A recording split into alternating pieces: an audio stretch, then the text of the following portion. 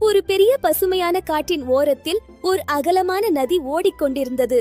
அந்த நதியின் மறுபுறம் மிகவும் இனிப்பான நாவல் பழங்கள் நிறைந்த மரங்கள் இருந்தன. அங்கே ஆலம் ஷா என்ற புத்திசாலி நரி வாழ்ந்தான். அவனுக்கு அந்த நாவல் பழங்கள் என்றால் உயிர். எப்படியாவது நதியை கடந்து பழங்களை சாப்பிட வேண்டும் என்று ஆசைப்பட்டான். ஆனால் நதியில் நிறைய முதலைகள் இருந்தன. நதியை கடப்பது அவ்வளவு சுலபம் இல்லை. ஆலம் ஷா கொஞ்சம் யோசித்தான். பிறகு அவனது மூளையை பயன்படுத்தி ஒரு தந்திரம் செய்தான். அவன் முதலைகளிடம், நீங்களா இந்த காட்டில் அதிகம், இல்லை நரிகளா எனக் கேட்டான். முதலைகள் நாங்கள்தான் அதிகம் என்று பெருமையாக கூறின.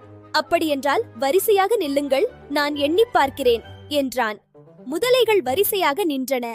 ஆலம் ஷா ஒவ்வொன்றின் மேல் குதித்து 1, 2, 3 என எண்ணிக்கொண்டே நதியை கடந்து விட்டான். புத்திசாலித்தனத்தால் வெற்றி பெற்றான். அவன் ரசித்து சாப்பிட்டான். முதலைகள் தாங்கள் ஏமாற்றப்பட்டதை அப்போதுதான் புரிந்து கொண்டன.